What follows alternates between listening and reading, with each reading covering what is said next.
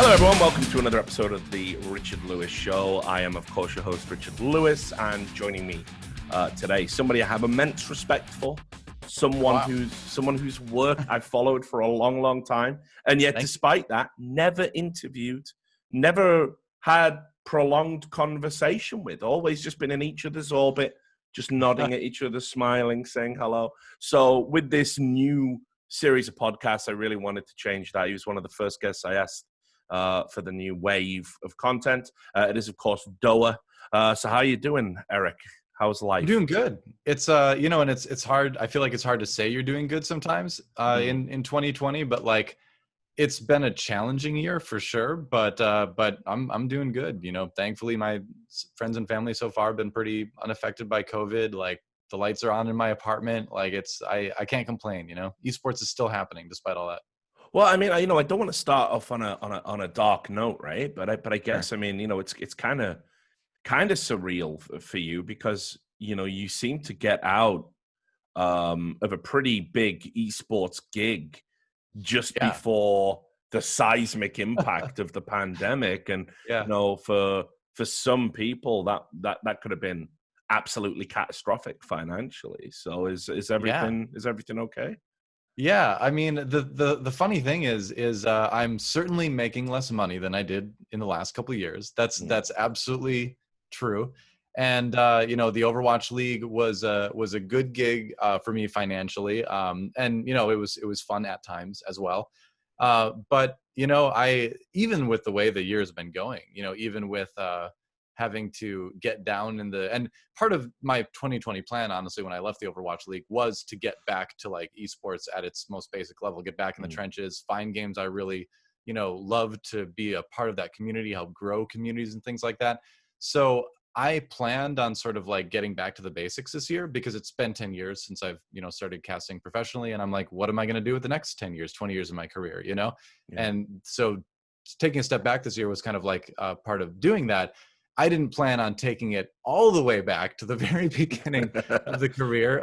But it's been good. Like I said, I've been surviving, which at times I was kind of wondering if I'd be able to or not financially. But, honestly, we've made it work. Shockingly, a lot of that has come from TFT. And which is just a fantastic game. And it's been awesome to be part of like growing that community, really kind of from the beginning at this point. And get to cast a lot of those matches and work a bit behind the scenes in that. But it's something I was worried about leaving the Overwatch League, obviously, because you're leaving a steady paycheck for who knows, right? My plan was get gigs. That was my official 2020 plan. And I had some of that already like in the works before I left the league, before I told them I wasn't coming back. But then COVID hit. And so then, when you're casting from home, people aren't going to want to pay you as much because you're not coming to the studio. There's just not going to be as many gigs. All the orgs that would put stuff on normally are hurting a bit more. So there's a lot of factors that make it difficult, right? But at the same time, it's like basically you just have two full-time jobs, right? One full-time job is finding gigs. Another full-time job is actually doing a good job at them. Yeah. So it's been like the busiest year of my casting career so far by a lot. But at the same time, it's been great, honestly. Like, and I think making it through 6 months, like when July began, I think a lot of the stress I had sort of started going away because it was like, all right, we made it through half the year. I'm still alive. I'm still an esports caster. We're making it work. So looking at the second stretch of the year, the same sort of like difficulties exist, but it doesn't feel as scary as it did initially. So long answer to a very short question, but like, pretty good, honestly. Since Overwatch League, things have been good. Yeah, I've got to be honest here, and forgive me if I'm speaking out of turn. But when I saw you doing so much work over in TeamFight Tactics, which obviously is made by Riot Games, I was very surprised. And I'll qualify that statement by just saying the reason for that is that obviously your former commentary partner, Montecristo, huge outspoken critic of Riot Games. I mean, even when he was doing the commentary, if we're being honest about it, it wasn't like he waited until after he was, severed all business ties. Rightly so, too. Yeah, absolutely. I think 99% of the time he's been on the right side of the argument. I can't think of any time he hasn't been I would agree. in recent memory.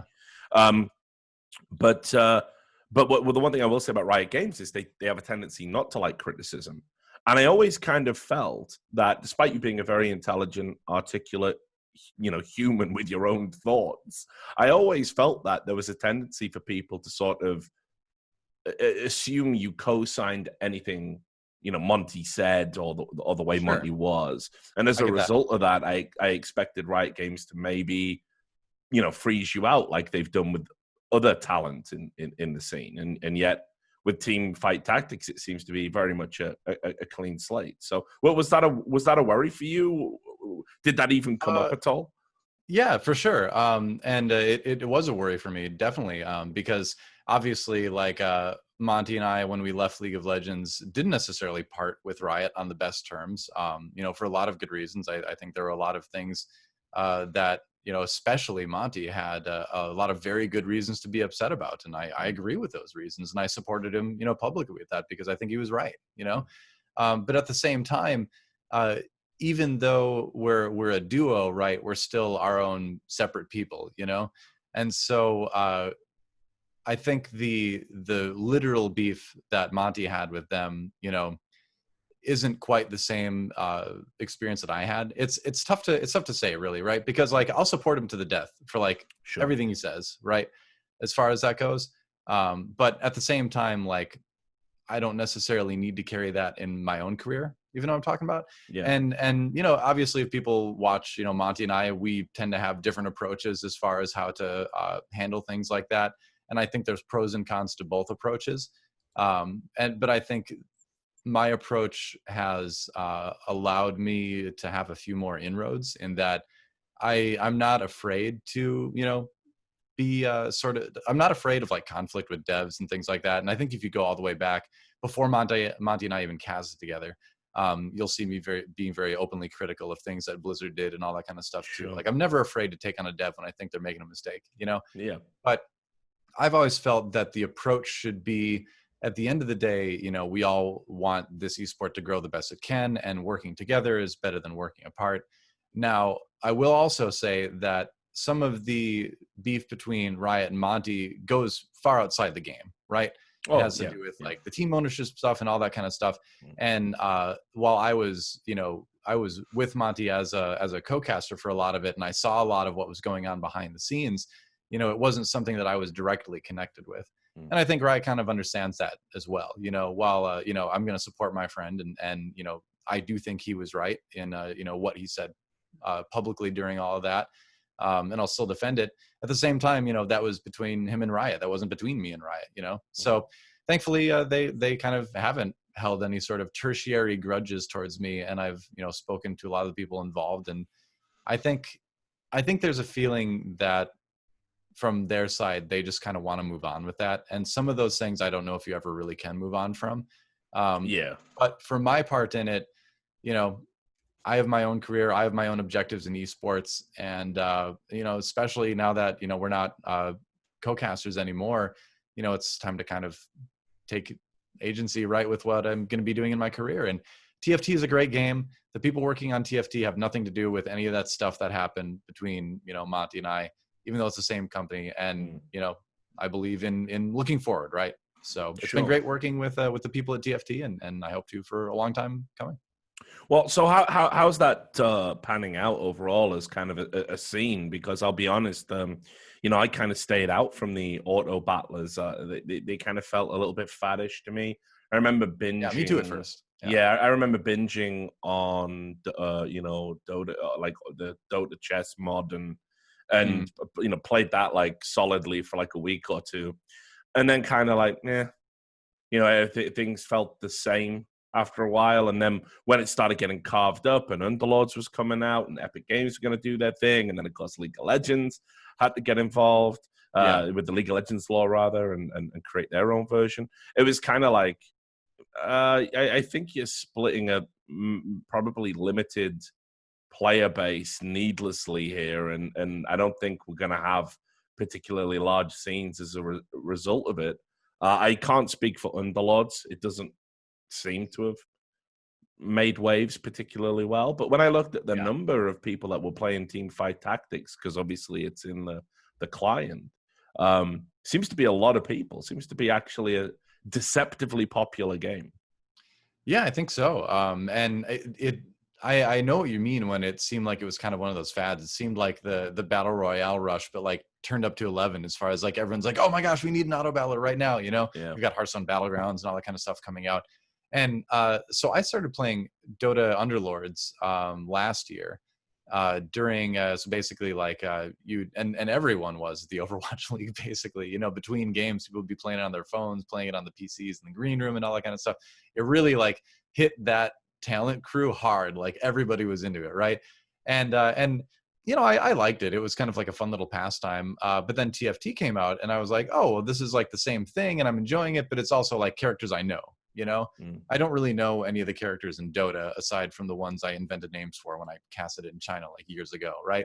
But so it was easy to pick up TFT and like kind of have an idea of, oh, okay, so I see Darius, like I've got a pretty good idea about what he's going to do in the game, you know, because I know what that champion does in League of Legends, and that helped me get more of an attachment to it and more investment into it.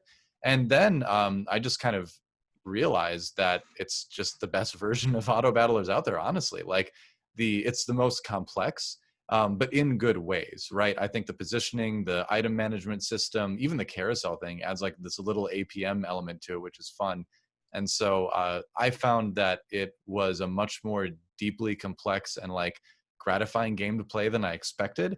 And so it went from just a for fun thing to be like, oh man, like I want to cast this. I want to find out who the best players in the world are at this game, because you need to be so smart to play this game at the highest level. And I've made a lot of comparisons between TFT and Starcraft because I do think it shares a lot of similarities in terms of what it takes mentally, if not physically, to play it. And obviously the APM for Starcraft, obviously the demands are way, way higher there.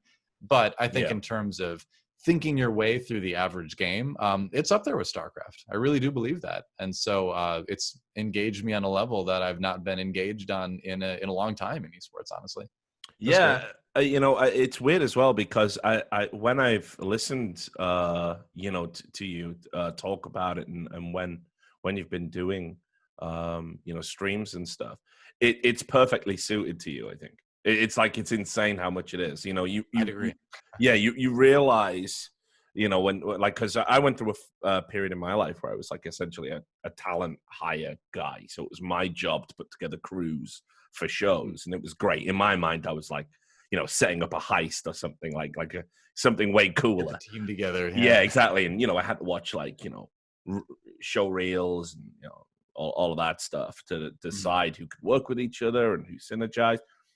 And so I did some Hearthstone events, and what you quickly realize is that where certain games lend themselves to that huge, bombastic, you know, highlight reel, raw emotion, you can also have some like incredibly like well-crafted narrative commentary in games that are really, really slow paced. And Hearthstone, you know, for example, you listen to Brian Kibler and Frodan, that's like, you know, just that is like the pinnacle, I think, when you listen to those two bouncing off each other. And so it is, I think, with you and TFT, it's perfect. It's got layers, it's got complexity. But it's just at the right tempo for who you are, because I always thought, you know, honestly, you're not, you know, you can do the hype stuff, but it's not necessarily your bread and butter, you know. I mean, I loved getting excited in team fights in League of Legends, you know, but I think, and StarCraft as well. But I think the difference is that I always liked being able to have a game that had like definite peaks and valleys as far as emotion goes, right? And that was, I think, one of the difficulties I had with Overwatch, was that the game was just so fast paced, and I like to slow it down and kind of like talk about it and make it more, you know, kind of like chill and fun. And I love Overwatch. Honestly, I still play it all the time. But as far as casting it went, I never really felt comfortable casting it, honestly. And I never really felt like it fit me very well. And I think people picked up on that. You know, I no doubt in my mind that I was definitely not close to the best Overwatch caster in the Overwatch League. Like that's a fact that's not lost on me. I would never pretend to think I was like the best at that game ever. But you know, I think a lot of it is just different commentators have different styles of games that fit them, and I'm more suited, I think, to strategic games. It's what I enjoy more, and it's something where I can kind of like let it lay out and you know, have a little bit of fun with it, but at the same time talk about like these really brilliant cerebral plays that are being made, you know. So it's been really fun to go back to a game like that, and I've gotten to cast a little bit of Hearthstone this year as well, going back and working with the Masters tours and filling in on Grandmasters for a couple weekends, and that's been great too. Just kind of, again, you know, going back to like these cerebral games. But yeah, I think it does fit my style much more. Where there's like moments of extreme hype, but a lot of it is you know, talking and conversing, which is great. You said the O word. It was going to come up much later, but it's yeah, sure. No, but it's a good run on. You know, you say you acknowledge that you weren't the best Overwatch caster, and obviously when the news came around that certain talent was going to leave the Overwatch League, you know, you, Monty, you know, other big names, Puckett, Malik, yeah, Puckett, Malik, obviously, yeah. You know, and I remember writing an article basically saying it was a huge loss and representative of the, you know, poor handling of the league. But what disappointed me, and remember, I've got no dog in that particular fight. I just think it's a project doomed for failure that will potentially have ramifications on esports holistically. So I don't particularly... Hopefully not. Yeah, hopefully not. But I don't particularly like it for that reason. But that's the only reason. Because, you know, I'm a big picture guy. I'm not really interested in the little tribal bullshit. It doesn't interest me.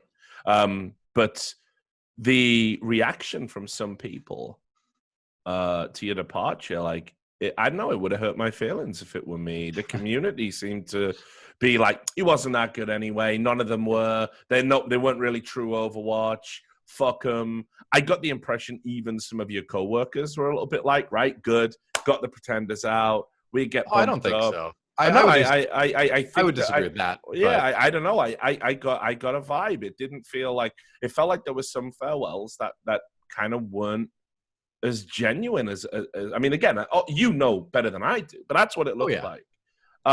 Let's break it down. Let's go through each one. Let's talk about community reaction, because I know what Reddit's like, social media. You know what it is. It brings the worst down on everybody. But I mean, if I was you and I was going, yeah, I think you did good work in the Overwatch League, and I'm sure you did too. You know, and you're reading that. You know, it wasn't even kind of a, you know, farewell, thanks, you did a great job, gonna miss you. It was just sort of a like, yeah, fuck that guy. Well, it was, you know, it can be hard at the time. You know, now it's easy to kind of like go back and laugh on, and I guess it was only 6 months ago, so it doesn't seem like that long. But I don't know, like, I've never really cared what people say about my casting. Like, I know where I rate as a caster in different games better than anybody else does, you know, and I've always believed that, you know. So that being the case, I'm open to criticism, but I've always been very careful about where I accept criticism from, you know, and that's something I kind of, all the way back when I first started casting, when I went to Korea for the first time, I thought about that, and I'm like, all right, I'm in the public eye now. How am I going to handle that? Because I'm going into this, I know that I am not as good as Tastosis at casting Starcraft 2. And immediately, as soon as I was announced, people were like, who's this DoA guy? I don't know who he is. I don't want to listen to anyone but Tastosis. And who can blame him, right? Because Nick and Dan are like two of the best casters that have ever lived, right? Yeah. And so, so I knew I was coming into it already not even neutral, at a negative level, right? And so I was like, not only I have to do the work to get better, and I know I can do that. That's not a problem. But how am I going to handle the public reaction? How am I going to, you know, win people over? Do I even care about winning people over, you know? And what I kind of thought, and I think what helped me a lot, was that at the end of the day, even if I read those comments, I'm the one getting to be in Korea casting Starcraft 2. Like, I win, right? At the end of the day, like, I'm the one getting to do this for a living. So how can I be bothered by like some rando on Reddit saying that he doesn't like my casting? Sorry, dude. There's other casters to listen to. I'm going to just keep working and getting better. And I'm enjoying doing this. So what that says doesn't really hurt me, you know? So fast forward to the Overwatch League. I think for me, the real disappointment came in from putting so much work into it early on from the organizational standpoint, building the league, with the people that were there at the beginning, with Monty, with Nate Nanzer, with, you know, of the developers. Scott Mercer was very, you know, active as far as like coming up with a lot of the stuff early on, and seeing all the work that we did sort of go to naught. You know, a lot of the shows we had planned never happened. A lot of the shows we did, like Watchpoint, that were very good, were never supported the way that they really should have been in terms of distribution and promotion, and then were discontinued for year number 2. And so seeing it internally go from being a caster, but also being very involved in driving the direction of the league creatively early on, before the league began, and then during the first year, to then in the second year, where the message from on high, once Nate and Nanzer left, basically was just show up, cast. Other than that, we're not really interested in hearing what you have to say about the league. You know, that's not what I signed on for. That's not what I left Korea for. And so seeing it go from where it began to that direction was way more disappointing than anything anyone could ever say on Reddit, you know, because I had put 3 years of my life into this product. I really believed in it. I still believe in Overwatch as being an awesome game that the gaming world needs right now, because it's got a positive vision of the future in a time when everyone thinks negatively about the future. I think that's one of the greatest parts about Overwatch. And it's just a genuinely fun game too, right? And the league could have been so much more. And I will say, I don't think it's unsalvageable. I think honestly, there's some encouraging signs this year, despite all the, you know, the homestands not happening. That's not their fault. There's a lot of stuff with that. But, you know, they've become more open in terms of letting the talent kind of do content, it seems like, that the talent wants to do. You know, the baking stuff sounds silly, but I think bringing that sort of human side to it helps a lot, right? Yeah. So I don't know what the future leads for the Overwatch League. You know, my time in it is done. I've always said I wish them the best, and I mean that. But that, you know, seeing where the league went from where it started to when I left was easily the most disappointing thing. So when I see people saying like, oh, I don't care if he's leaving or not, I'm like, you know what? That's fine, because I really wasn't passionate about my part in it anyway. You know, if I had stayed, if I had accepted the offer that they gave me, and stayed and casted, I think I would have been disappointed in myself, because I've always said I'm not going to cast something if I'm not really passionate about it. And that would have been the thing where I would have just been collecting a paycheck. And I've never casted in a situation where I'm just collecting a paycheck. I refuse to. I'd rather not be a caster than cast a game that I don't really love and believe in, you know? Yeah. So they can say that, and that's totally fine, you know. And I still get messages all the time from people that are like, oh, I really miss your Overwatch casting, which shocks me, because again, I don't think I was the best Overwatch caster, but some people apparently out there did like it. So I know I do have fans. I'm sure more than a few. So more than yeah, a few. so you know, so I silent get, majorities and all that, you know. right. So I get some of that too. So no, that really doesn't bother me at all. And you know, well, what can you do, right? To the point then that I made, right? I honestly felt some of the, you know, and obviously I'm not going to name names, because I don't want you to speak about any specific relationships, but there's this weird thing when you work in esports where your colleagues and co-workers, if there's a higher, you know, there's always a hierarchy when it comes to broadcast talent. There's no escaping it. That some people are perceived to be better, they command more money, and they get to pick and choose what events they go to, and, you know, call that the tier one. And then the people that are knocking on the door to be in the tier one, they're the ones that sort of have to grasp opportunities, but those opportunities generally only present themselves if somebody else decides not to take one for whatever reason, or if somebody leaves a league or rejects a contract, as was your situation. So I got the impression that there were some people that did feel that it wasn't one big team, and that actually there were some people who probably were making a disproportionate amount of money for how much they know about the game, how much they care about the game, how much they play the game, and how much they would be willing to commit to the league and by extension, the game itself.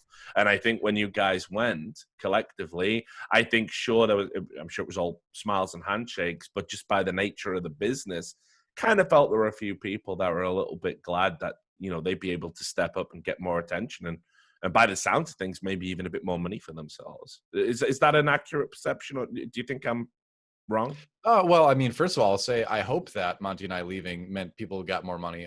Sure. I will say at the end of year number 1, Monty and I specifically asked to get smaller raises for the purpose of No, I bringing recall salaries this. to Yeah. the other casters. So, and Monty and I, when we were in Korea, we fought every single year to make sure that every caster was getting a big increase, because it doesn't do the industry any good if Monty and I are making a lot of money and nobody else is. Like, so that's never actually been the reality. There's been lots of times where we've made more than other casters that we've worked with, but we've always, fought for them to like make more and ideally make as much as us, if they can stick with it and get to that point. I think in the Overwatch League, there might have been like a bit of a shadow as far as what Monty and I casted, because we were this like big duo coming in from League of Legends. We were, very well known at the time. And so maybe, I have no idea, but I could see a situation where people felt like they were kind of in that shadow, right? But we really honestly did work hard to try to, not have that be a thing, and I really believe in year 1, at least for sure, we had a cohesive team where everyone was on the same page. Everyone was, friends and all that kind of stuff. Year 2 is just weird for everybody, but year 1, we definitely had like a cohesive, unit basically. Yeah. And we established early on, Monty and I, that we would do the finals for the first year. And then the next year would not be us. We specifically said that like, we will not cast the finals for year 2. Because we believe that there are other casters in the league that are either just as good at it as us or better, that deserve to do that too, So a lot of people like year 2, when Uber and X casted the finals, like, oh, I guess, they kicked Monty and DoA out of the finals. Like, no, before year 1 even began, we had already said we didn't want to cast the year 2 finals. And, I'll say it, like, I think Uber X is the best duo in Overwatch. I think they're a better Overwatch casting duo than Monty and I, and I've always thought that, Yeah. So and then that's, I mean, great, but both of them great guys as well. I'm nothing. Yeah, and the thing is, I'm still very good friends with both of them too. There's no competition that I felt anyway from that. And I have always said, if you go and look at interviews from years ago, I've always said that like, I want the casters that come after me to be better at casting than I am, to be more famous than me, to make more money than me. Like, because if all those criteria are set, then I'll feel like I did a good job in terms of building this industry, right? So if there's any animosity out there, I have not seen it, and then there's certainly none from my side. If somebody's better than me, great. That gives me more to aspire to, right? And I think there's a lot of casters out there that are better than I could be at a lot of different games, And then we go back to the conversation we had earlier, where different casters have different strengths, different titles that they're suited for. And, that's going to mean that you're going to have better casters and worse casters. That said, one of the things I always loved actually was going on Reddit and seeing the arguments over which casters were the best, right? Because to me, that's a good sign. If someone's like, oh, I love UberX, but I hate DoA and Monty, or it's like, oh, Similar and Hex are great, but I don't want to listen to, UberX or whatever. And so there was a lot of disagreement about who the best casting duo was, which is great, because as a broadcast, that means we provide different things in our different duos. It's not just the same thing with different faces at every time, That's how it should be. People should be arguing on a broadcast about who they like better, because that means there's a variety, right?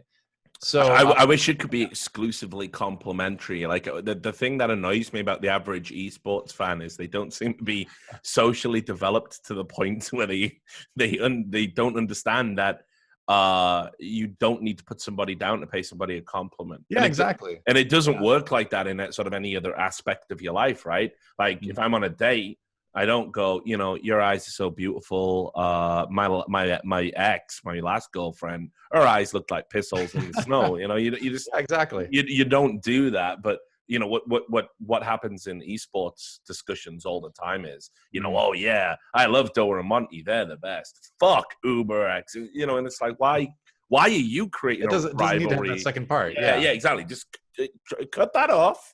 And just pay someone a lovely compliment and get on with your day. It's really appreciated. And the thing is, I don't think a lot of people realize that, like, Uber and Monty and I casted League of Legends as a trio at events like years ago before Overwatch League even began. Like, you know, one of the big reasons why we brought Uber into the Overwatch League is because we'd worked with him previously. We knew what a great caster he was, right? And we knew he would just keep getting better, which he has, you know? So it's people love to create this like drama, you know, it's every TV show where it's like, oh, they look like they like each other on the show, but do they really like each other in real life? You know, I still talk to everybody I worked with at the Overwatch League. I get along with all of them. And, you know, if me leaving made it easier for them to feel like they were succeeding, great, I'm happy for them, you know. But certainly, again, like no ill will from me. It's just a waste of my time to like be upset about something like that, you know, or even like give it the time of day, you know. So at the time, and you know, I did a lot of reporting on this. There was a lot of, you know, kind of misinformation flying around. I think about, you know, kind of, and still is to this day, about, you know, what happened and why people left and why there was this kind of, because it looked like an exodus. And I also know from the reporting that there were some other names who stayed who were very, very close to following you guys out the door. So I know there was a lot of creative stuff. I know Monty obviously talked a lot about that. But I mean, let's also be real, down to brass tacks, there was a lot of financial stuff going on. And you know, my, you know, sources told me that basically you were all getting like unbelievably lowballed, considering most people would have got a pay bump after, you know, a couple of years loyal service or whatever. Yeah, so it's you know, I think it's something that's going to have to be talked about more and more in esports is salaries for both players and casters and all that kind of stuff. I don't know if we're quite there yet for that all to be out in the open. Because I think when you compare it to traditional sports, a lot of the fans there are, you know, much older. They've experienced the real world and, you know, and jobs and things like that for a bit more. Whereas a lot of our fans are, you know, just starting out on that part of their life.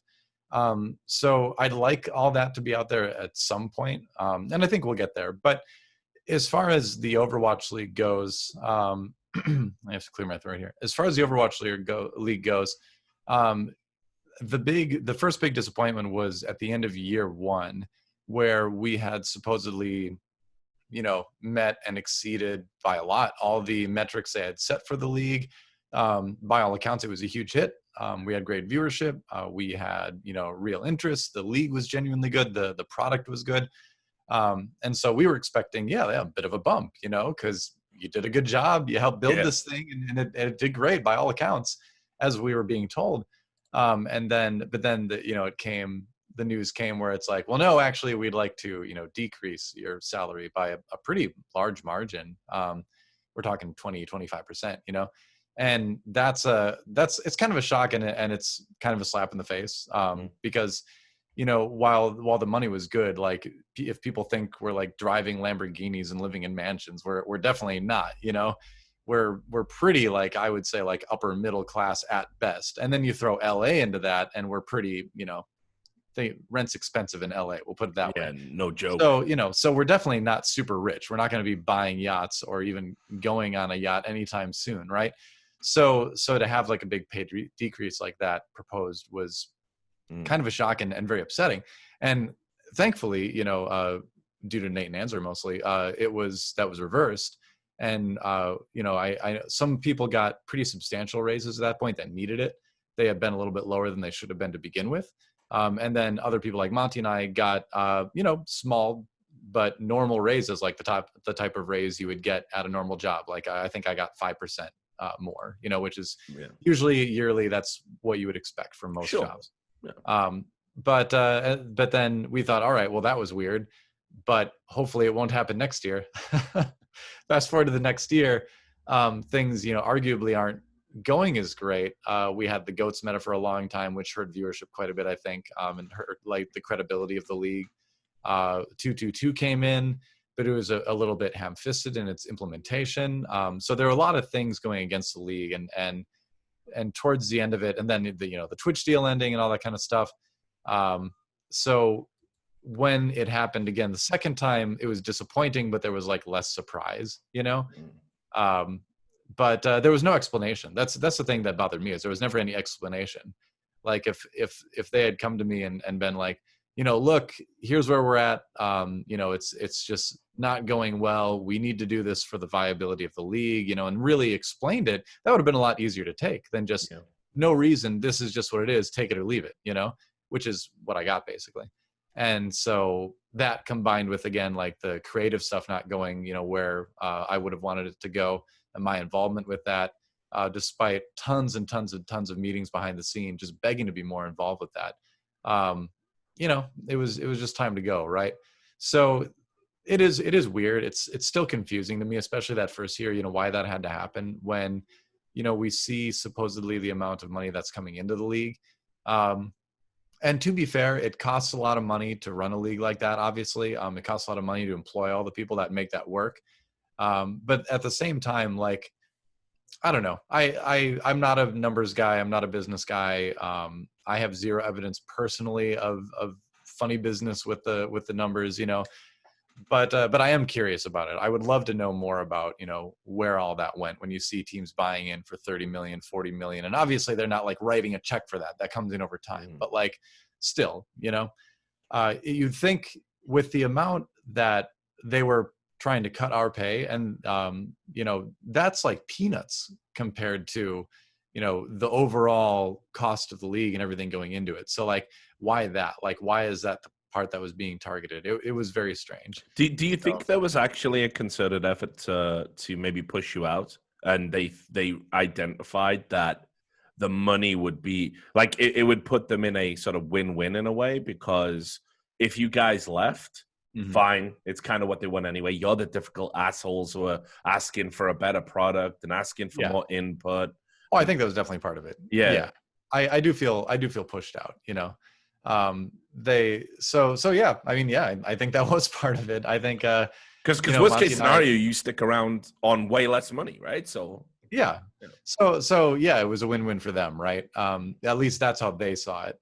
I don't think of it as that for them, obviously, but they do. I think that was definitely part of it. So, and again, year 2 doesn't really surprise me as much because, things were going poorly. Like, Monty certainly wasn't their favorite person. And to a certain extent, I wasn't either, because we were pushing a lot behind the scenes with all this stuff. And they didn't like that. So it was not a surprise year 2. Year 1 was just a really shocking one, because it wasn't just us. It wasn't like they were trying to do that to Monty and I year 1, because by all accounts, like, they loved us year 1. Everybody was happy that I knew of. At least that's what the impression was being passed down to us, is that everyone was pleased. Everything was going great. We were happy. We didn't have the same gripes we had in year number 2, So there's a very, very big difference between those two situations. So year 2 doesn't surprise me at all. Year 1 is the confusing one still to me to this day. And I'll never really get an answer for that, but whatever. It's all in the past at this point. Yeah, it's so bizarre. I mean, like, some of the decisions that the league has taken and some of the stances they've made, and I really don't understand, because it seems that there could be an argument to be made that if they're scaling down in year 2, or rather with a view to scaling down in year 3, because let's also be honest, it hasn't been as successful as they would have liked. I can understand the business sense in that. I can understand the business sense in cutting back on the more, let's say, exorbitant spending. And I know from working within these companies, it's kind of interesting. They will look to cut broadcast talent and cut broadcast talent salaries almost before anything else. It's kind of one of the first things that's up for discussion. But some of the other decisions are just kind of like staggering. And 1 minute they're doing what makes sense to drive popularity, drive success, and almost a cloying, pandering decision-making process. And then with the next, they make decisions that are obviously going to cause friction and obviously drive people away. For example, the way they handled XQC in the league. I really think the way his legacy, if you were an alien, you came down, you read about this guy based on what Activision Blizzard has said about him, you'd think he was a shit human being. and who had done all these terrible atrocities. In reality, he was just a bit of a stupid, naive, kind of blabbermouth kid who it never really dawned on him until it was kind of too late to mend fences with the league, exactly how big of a following he had. And I think what would have been better would have been, after his first transgression, you pull him aside and you educate him. Activision, I know Activision Blizzard never did that. They immediately sat down and had the meeting about how do we manage this guy out of the league. Sure. And it just seemed every decision they made, it was like, I know that there was people they considered to be in. If you weren't in, they were going to get you out as soon as possible. Well, I think being in the league, when all that happened, I think there was a feeling that of course they wanted XQC in the league because he was a talented player and he was an entertaining personality, but there kept being these problems, right? These outside of the game, problems with things he said and all that kind of stuff. And all my interactions with XQC were always really positive. He was honestly seemed like a pretty normal, smart kid, when I met him in real life, right? Because I interacted with him during the Overwatch World Cup and stuff like that. And I, kind of expected him to be kind of crazy, right? After watching the streams, but pretty normal guy in real life, right? As most of the people, who are big streaming personalities, are in normal life. They're normal people, right? So I do wish there would have been something that would have happened there. I don't really know. I don't really know what could have been done differently because to a certain extent it's on the league, I guess a little bit, and the league wasn't prepared to handle that. And to a greater extent, I think it's on the team as well to handle that. I think first and foremost, it has to be the team, right? And Dallas Fuel obviously was envious. I'm, still very close to a lot of those guys and a lot of their management and all that. And I don't know everything that happened behind the scenes, so I don't want to throw them under the bus or something like that. But ultimately, it's up to the team if they want to keep this individual on their roster to handle that kind of thing. If the team decides that it's not worth the trouble and they would rather just move on, then I think you get situations like you did, where XQC ends up, being out of the league. But I'm a positive person. I always would like to see things work out. That said, I know sometimes things can't, and his behavior was definitely causing a problem, for the team and for the league. So I wish it wouldn't have happened the way it did, but I kind of think it seemed kind of inevitable because it seems like the structure wasn't really in place to have any sort of other outcome happen, right? So, and that's another symptom of esports leagues being kind of new too, is that you're always going to be hit by problems you're not expecting, right? Because you're doing it all for the first time. So, and so part of the problems is whose responsibility is it to really handle this, right? And if people don't know whose responsibility it really is to handle it, then it just kind of tends to not get handled. And so I think that's part of it too, where it's like, not only was there this problem that needed to be solved in some way, but whose job was it to solve that? And I think that was a little bit ambiguous at the time too, and that contributed to it, kind of spiraling a little bit.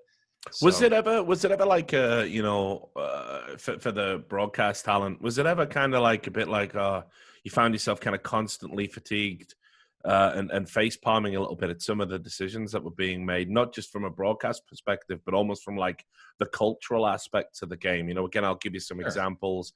You've made a huge deal out of signing Guguri to the league and saying, look, we've got a genuine woman who can compete in our league. This is what Overwatch is about. This is the future. There's going to be more. She's a pioneer. And obviously Guguri means frog. So fans want to show cartoon frogs, the most popular of which, because obviously we're of the Kermit generation, or maybe Baron von Silas Greenback from Danger Mouse, if you're British. Frog from Chrono Trigger. Excellent. Slippy from, technically a toad, I suppose, but frogs and toads. Wait, is he a frog or a toad? I always thought Slippy was a frog, actually. I'm derailing the conversation, but it was but that's fine. No, I always thought Slippy was actually a frog. I'm sure, like, when this goes up on YouTube. I might be misremembering that. Yeah, but I mean, because you might be thinking of Bucky O'Hare as well with the toads. Could be. Yeah. Yeah. There's also Mr. Toad's Wild Ride. Yep. Yep. So, Lots so of famous frogs I mean, and toads. listen, the frogs and toads might have beef with each other. I don't know too much about it, but I'm happy to treat them as one kind of. Currently, the most famous one is definitely Pepe, though. Yes, it is. So obviously, to that generation, especially, they're gonna bring Pepe's into the studio. Now, one of the things that I absolutely loathe is this idea that I understand bad actors can use symbols in bad ways, but when the overwhelming majority of the use of that symbol is completely positive and harmless, seems to me a bit of an overreaction to kind of lean into it, saying, oh, well, you know, a bad guy used the symbol in a bad context, so now nobody can use it. I think that's a very unhealthy precedent to kind of go along with for any society or, you know, any culture, however you want to frame it. So when I saw Blizzard kind of taking away signs from Guguri fans and, you know, people who just wanted to say, look, I love Overwatch, man, with a smiling pepper, like, they're not fucking dog whistling, the most stupid term of all time, by the way. They're not dog whistling to, you know, bad actors, racists, or whatever. They're trying I don't believe they were either. No, of course not. They're trying to express appreciation using a very popular meme, which is how Zoomer kids like to express their adoration for things. So when you see that, and also, of course, what happened recently, where a player showed the email where he was being fined $1,000 for saying, does anyone else love Pepe the Frog on Twitter? And being told in an official league email he is racist. Yeah. It's like if I was working on a broadcast and the executives were doing stuff like that, I'd probably walk, frankly. I just couldn't, because how can I look at the audience?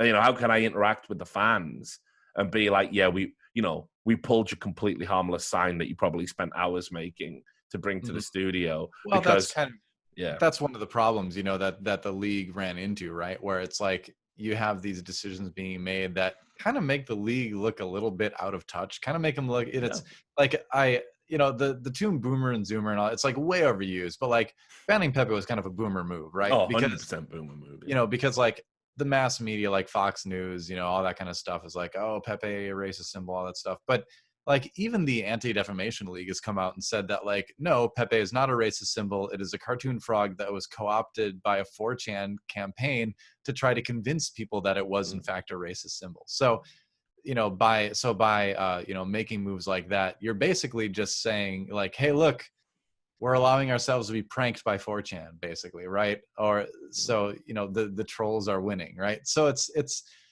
funny because it's like there's this, it's not even an inside joke, you know, it's a very outside joke. Everyone who is part of the internet community knows that Pepe is not really a racist symbol, you know, even or at least did not originate as such, you know, even if people have taken him and used him like that, you know, that's like taking Mickey Mouse. And you know, if you're in the KKK and you use Mickey Mouse on a poster, does that mean Mickey Mouse is a racist symbol from that time until the end of mankind? Apparently, like, by no, today's of course standards, it doesn't. yes, though. You know, because an adult will look at Mickey Mouse and be like, no, that's Mickey Mouse. It doesn't matter that this racist used Mickey Mouse in a poster. He's still Mickey Mouse. I just feel bad that he was used in such a horrible way, right?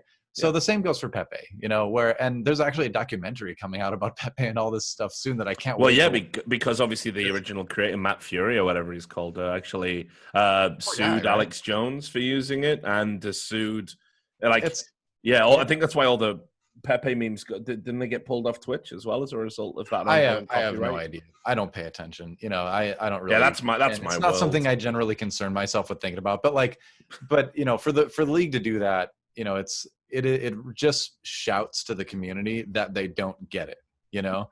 And so for us being representatives of that broadcast, like, what are we supposed to do? Because we know that, like, Pepe isn't really like a racist meme. It's just a meme that was part of this like prank campaign, basically, that so many older people generally bought into, right? Yeah. So, you know, of course we're going to make jokes about it and stuff like that. And man, it was nothing but like jokes and mocking that decision behind the scenes, let me tell you. Yeah. Like as far as like internally in the league, like I very, very few people agreed with that decision, you know, because it's just silly. But you know, it's just one of those examples of things where, you know, the league was maybe too reactionary to, you know, not offending people. And while I think it's good to like be aware of sensitive things to certain people, when you start to cater to every little thing, especially if it's something that isn't even a thing, but it's just sort of like made into a thing by a prank in the case of Pepe, you know, then people just start asking for more, right? And it never ends. The goalposts keep moving, right? So you know, it's a dangerous road to go down for any public organization. But I just think it was silly. It was just such an out of touch move, you know? Yeah. And it's so not esports, right? Because in esports, we laugh at that stuff and we're like, it's not that. Like, grow up. Let's move on. You know? Yeah, exactly. The boomers and the mainstream media don't get to define what we are, or at least they never used to. We were always contrary to that. They said we're not real sports for decades. Now they want to embrace us because, you know, we seem to be COVID proof. Hey, remember now squash is apparently like a big time partner of esports, you right know? So, right, welcome squash. Yeah, and this is what I mean. And it's like, you know, for me, that's why I'll never be seduced. Even speaking to someone who was a full-time employee of a mainstream media company, I had to sit down with the suits and sit down with the executives and say, listen, that is a bad idea and you need to trust me, because the reason you employ me as a full-time employee and not a freelancer is so I can stop you making these kind of mistakes. Oh, and we tried too. Yeah. We tried, but well, the difference, I guess, between Turner and Activision Blizzard, obviously, is Turner, to be fair to them, and one of the reasons why I've never said anything bad about them, you know, is that they actually did listen. You know, they made it abundantly clear, we're going to listen to you, and if this fucks up, it's on you. Sure. But I'm like, great, fine. Because I know I'm right, so give me that responsibility. You know, the community. Yeah, absolutely. And that's the thing. I do think Nate Nanzer knew the community, and I think he was. I think I can lay the claim for most misunderstood man in esports, but you know what? Nate Nanzer could be up there. He's a nominee for sure, because I'll be honest. For the longest period of time, I was convinced he was the biggest asshole. And no, seriously, like a gaping, swollen asshole. I remember. Yeah, it goes back to when because obviously there's a little bit of overlap here. There's a little bit of a story when Turner did the Overwatch League Cup that we did. And basically, like I was set to host it. It was a new game. I was excited because I always like to broaden my repertoire and work in as many scenes as possible. Anyway, we had the first meeting and everything seemed to be okay. And then I was at home in Atlanta and I got a phone call. They said, "Can you come into the office today?" I went, "Yeah, no problem. We'll record some voice lines, do some content, you know, green screen." And they were like, "No, just come in. You don't need to dress up, you know." So I was like, "Oh, okay." So suspicious. Yeah, it's never a good thing. Yeah, never a good thing. Yeah. You know, jumped straight in an Uber, shitting myself, thinking I'm going to get fired or, you know, the whole project's closing down or something. And get there. And they say, "Hey, Richard, like, you know, we don't really know how to kind of say this, but we've had a call with Activision Blizzard today. And they say, you absolutely can't work on the Overwatch broadcast." And I said, "Oh, yeah." And I said, "Oh, well, that's cute, because they don't fucking employ me. Am I right, bros?" And they're like, you know, and they went, "Well, the thing is, we sort of really do need this as a startup, and we really want to have good relations with them moving forward. So we were going to give them this." And I went, "What?" And they were like, we're gonna agree." And then they were immediately trying to frame it to me like, you know, "Oh, it's think of it like a holiday." And I'm going, "Yeah, but I don't want a holiday. I want to work on the broadcast. I want to do the fucking show." Basically what had happened was, they had said my criticism of Heroes of the Storm and Starcraft was so egregiously unacceptable to them, they didn't want me anywhere near an Activision Blizzard game ever again. And it was like, that was where I first became aware of the culture shift in Activision Blizzard, because I remember they used to send me goodie bags and gifts all the time. But I remember being in like after parties and meetings with Blizzard staff and saying, you know, that you really need to patch that out of the game, or "I don't think Heroes of the Storm is going to work." And we go, "Oh, we'll all wait and see." And we just laugh it off and have a beer and have a good time. Oh, yeah. And they'd become so pretentious and precious that criticism that I thought was perfectly fair game, I never unfairly criticized them. I said they handled, my big criticisms were, I said they handled StarCraft 2 terribly, with WCS sort of came too late and wasn't right in inception anyway. As far as WCS is concerned, I'm definitely on board with that. Yeah. Well, you know firsthand, right? And I said Heroes of the Storm, they came to the game too late, and their league was going to be a disaster, and the game was going to flop. Yeah. Here's the Storm, by the way. Really fun game and really fun to watch. I have one big fundamental issue with Heroes, which is their group leveling system. I think it's terrible from an esports side. Always, that was my biggest. Yeah, it's the worst thing. If they didn't have that, it'd be way, way better. But that said, it's still a really fun game to watch and play. So it did come way too late in the MOBA scene, obviously, but they made a really good game. So I'm kind of sad with what happened. They had beautiful polish and reverence for all the lore. Wouldn't want to play a game with all these Blizzard characters. Yes, exactly. You know? But that's what I mean. It should have killed. It should have killed. It should have slayed. It should have been so good. It would have killed if it was 5 years earlier. That too. Yeah. Right. So anyway, like suddenly I was being told to my face that I couldn't do a show. My employers weren't going to back me because I'd criticized 2 games and 2 particular business moves by Activision Blizzard. And the word was, he obviously doesn't believe. So he has no place in the Overwatch scene. We can't put someone like him in there. There was also some rumors that someone had got to be in their bonnet thinking I was a Trump supporter as well, but that wasn't the key part. So all of that was communicated by Nate Nanzer. Okay. And Nate Nanzer is a guy that, like, after that, I was kind of like a bit leery and keeping an eye on him. And he was very sort of forthright, I guess is the best way to put it. Like, if he wanted something done, he would communicate it in a very brash way. So maybe it's like type for type, and we don't get along on that basis. But my immediate thoughts, because of that entire experience, was this guy was an asshole. And what I found out, and I appreciate that, but it does rub people the wrong way. But that is kind of how it goes with that. Sure, listen, and I think there's a lot of positive aspects to being like that. I think if I hadn't had the negative experience going in, it would have been fine. I wouldn't have thought he was an asshole. It's probably like my bias was like leaking through. But the bottom line is, the more and more I started reporting on the Overwatch League, there was a recurring storyline. And that was like, everything was great when Nate was here. Or it was going to be bad, but Nate fixed it. Or there was this problem, but Nate understood intuitively how to create the solution. All the time, and everybody that I interviewed, I was like, right, can't wait to write an article about what a cunt Nate Nanzer is, whatever, and not a single person could I find to say anything bad about him. Yeah, he was great, and it's too bad, because I think he would have, I can't speak for him, but I think he would have preferred to stay with the league longer than he did. I think he felt he was in a situation where there just really wasn't anything left for him there, which is really sad because it was really his baby, Yeah. And I remember in 2016, I was at a Hearthstone event in LA, and he and we had just started talking to Blizzard because basically when Overwatch was announced, Monty and I started talking to Blizzard, and we were like, we want to make this our game because we're so excited about it because it looks so good and it looks so awesome, And so eventually that became like, hey, we're thinking of doing this league thing, right? And so I was at a Hearthstone event in LA, and Nate came to the hotel, and we sat in the lobby, and on his laptop, he showed me a PowerPoint presentation of this thing called the Overwatch League.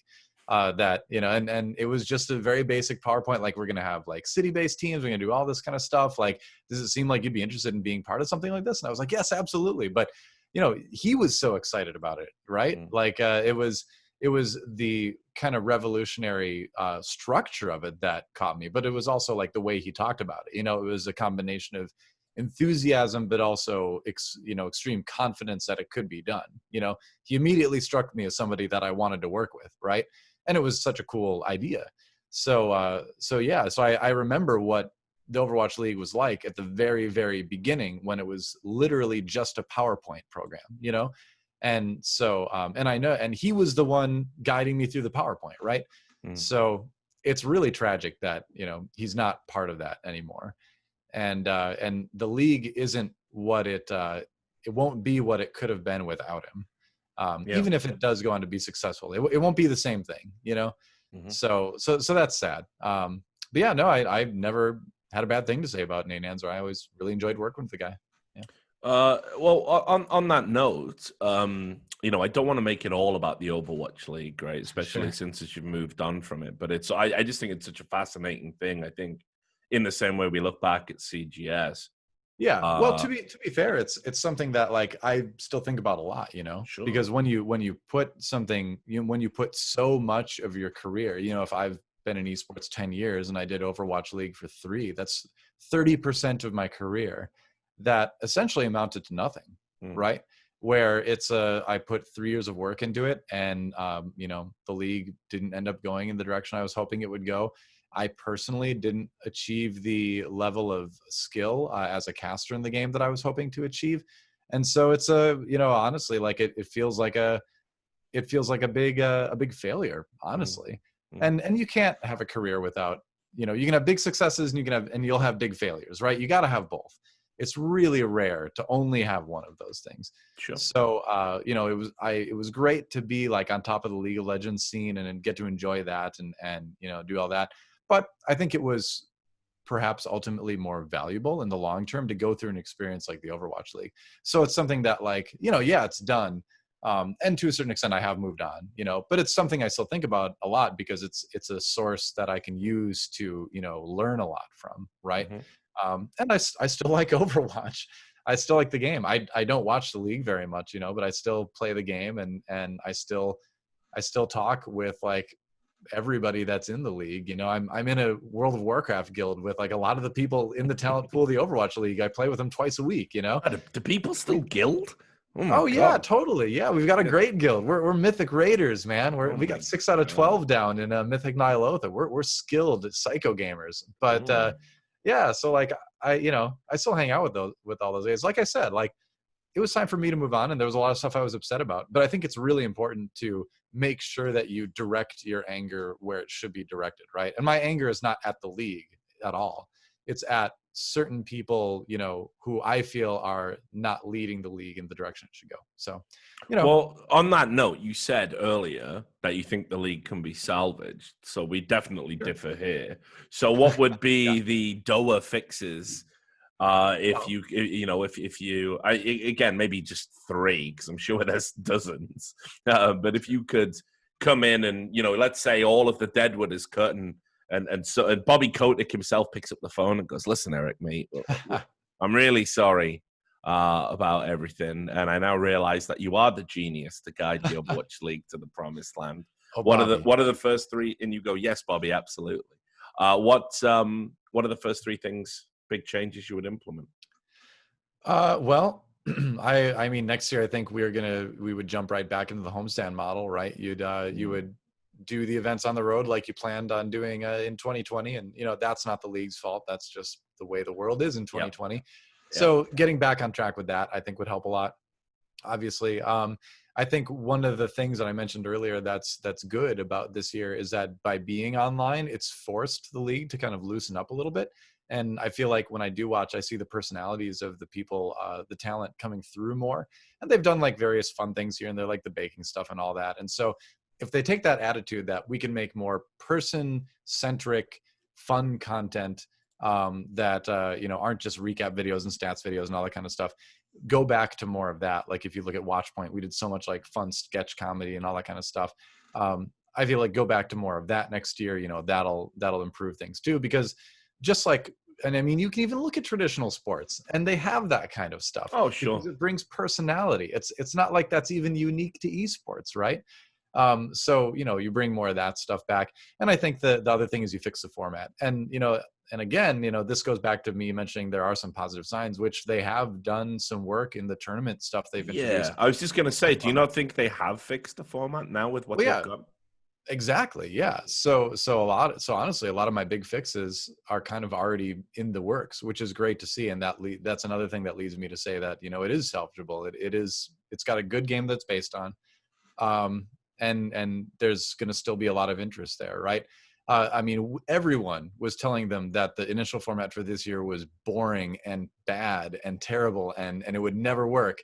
And they're like, well, we'll just do it anyway and see what happens. And guess what? It was terrible and didn't work. And so, props to them for changing it, because, the tournament, obviously anything in a tournament format is much more exciting because the games are meaningful, right? Yeah. It's obvious. It's a no-brainer. It shouldn't even be something that needs to be thought about. But it did. But at least it was thought about. Now we're on the other side of that, it seems like.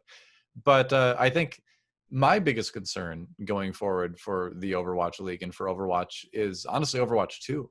I think Overwatch 2, while again it's going to continue to be a very successful game, and the single player stuff is going to be really cool, and I can't wait to play it because I like the universe that they've created.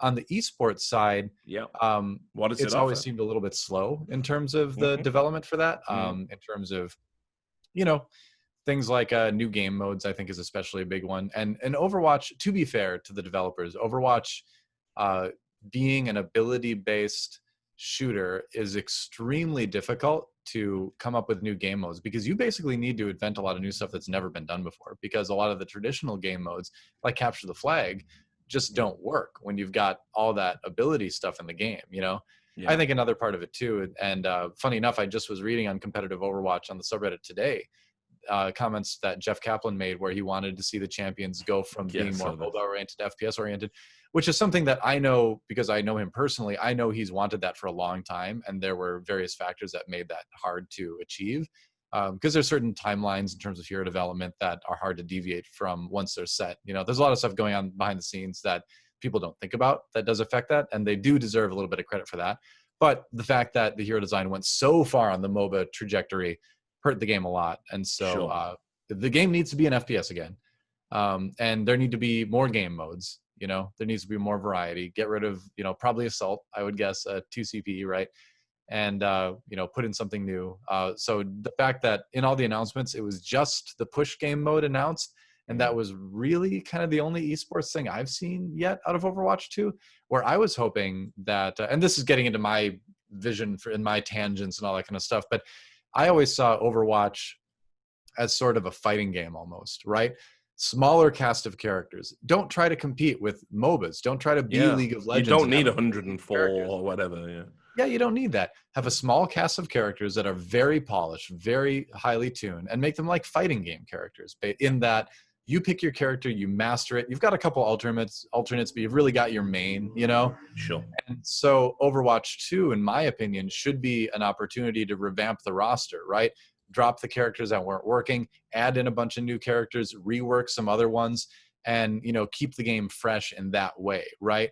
Where you've got this FPS and it's character-based, it's ability-based, but you don't just run into the thing where it's like, oh, now we need bans, now we need picks, now we need to add all that stuff in. Just make it like a fighting game. Small cast, highly polished characters, minimal balance if you can afford it, and just go from there. So, I think those are also things that would help, just tangentially. Well, I'm gonna call it my predictions for Overwatch 2, which, by the way, I'm probably way more cynical and maybe even more critical than you to a certain degree. Maybe Overwatch. Wait, you're more cynical than me? What? Yeah, I know. Outrageous claim. But the reality is, I think Overwatch 2, based on everything I heard about it internally, again talking to Blizzard employees and stuff, seems like it's essentially a cash grab, a shot in the arm. Genuinely seems to have been born out of the internal data about how people aren't buying loot crates or anything anymore. I'm glad you brought that up, because that's also something that's so outdated. Like loot boxes, nobody wants loot boxes anymore. Like do a real genuine battle pass, and they do like short, like weekly, bi-weekly things where it's like earn a skin at the end and or a couple things here, but something much more robust, right? Like the battle pass style of doing things that you see in games like Fortnite or even TFT at this point is just so much better, because it gives the fans a lot of variety and content. It's just one cost, right, which makes it much more manageable for your average high schooler to participate in, and it keeps people engaged. Rewarding for people for playing. Who knew, right? Yeah, right. Imagine. Yeah, it's so unexciting to open a loot box in this day and age, and that's just kind of the development of video games, right? Yeah. You have to go farther than just a box of random things, right, to keep people engaged. So I think the criticism that Overwatch 2 is looking like Overwatch 1, the single player add-on, is legitimate, you know? Oh, well, it absolutely is. Yeah. And it's like So you we need say, more. Yeah. what is it adding to the esports side of things? So here's a few things I'm going to call. First of all, it's not going to help the dwindling player numbers. And they are dwindling, even though we don't have access to the numbers. We all know about the long queue times on Overwatch. Even at modest MMRs brackets, we know less people are playing. We know it's down in the PC bangs in Korea. In fact, it's gone below FIFA quite regularly over there. It's not a lot. It's unfortunate with Korea because a lot of that early on was from all the cheating stuff that they couldn't get under control. Because when it first came out, it was the top thing in the PC bangs for a little while. But then it did take over League of Legends for a time, I think. For a short time, yeah. And let me go off on something for just a moment. Like there are still people that tweet like PC bang rankings at me, like, "Oh, where's Overwatch now? LOL. Didn't you want League of Legends to fail?" And I'm like, "No, you morons. I wasn't posting the PC bang rankings because I was pointing out how League was doing worse. I was pointing them out because that was legitimately a historic time for gaming in Korea. It was the first time in years anything had unseated League of Legends. Exactly. That was significant no matter what game it was. So it kind of goes back to what you were saying earlier, where someone always has to attach a negative to a positive. Like, I wasn't saying that to put down League. I have never stopped loving League of Legends, and anyone who really knows me and follows my content like knows that. But that said, it was very significant and very interesting to see any other game get good enough, especially like a brand new game right out of nowhere, you know? So I think the precipitous fall in Overwatch and PC bangs is mostly due to the cheating issues early on, and now it's kind of too late to salvage that. Yeah, I don't think they can arrest that particular fall. Right. But yeah, all the metrics point to less people are playing the game. And I think if you give people a single player mode with a bunch of unlocks and basically what games used to have before game devs started giving you a skeleton, maybe a tutorial if you're lucky for $60. It's tragic what like video game releases. Brother! Like consumers get absolutely fleeced in this industry, and I what blows my mind is kind of reading these articles about saying, listen, AAA games have been $60 for years. We're really gonna have to think about putting the price up. It's like, wait, you keep loading these games with ways to milk money out of the player, and it's still not enough. Like we have to pay more for less and get milked while we're like, fuck off. And like arguably video games, when I paid $65 in like the 1990s for my Super Nintendo Street Fighter 2 Turbo, Street Fighter Alpha 2 Turbo, like that was too expensive at that point. Like that I should not have had to pay $65 for that. So part of the reason why the prices have stayed the same is because they were too expensive to begin with, right? Yeah, remember when a personal people computer was like $5,000 back in like the late 70s and the 80s. I wasn't alive in the late 70s, obviously, but like, I've heard about it, right? I've seen the ads, so new technology tends to be way too expensive when it first comes out anyway. And the same went for video games. And so totally. Just because the prices have normalized doesn't mean that they suddenly need to get expensive. So that's just a bunk argument. So here's what's going to happen. There's a bunch of people that are playing Overwatch now that actually don't like the online multiplayer experience. In fact, it still blows my mind to this day when I see these particular people that Blizzard have gone out of their way to court to the Overwatch League and rather the Overwatch game. And what they like certainly isn't the online experience and playing with other human beings. They don't really like that. They don't understand what the internet does to people and what competitive gaming does to people.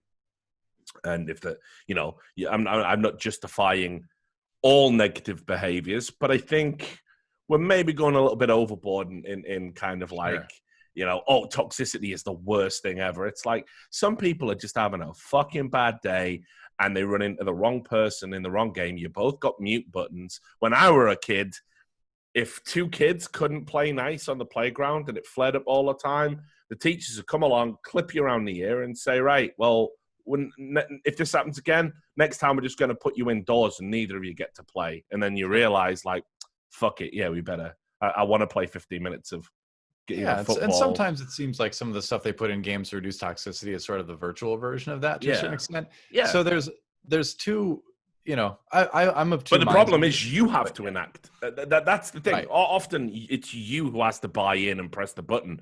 And I see so many people who go, God, this game is so toxic.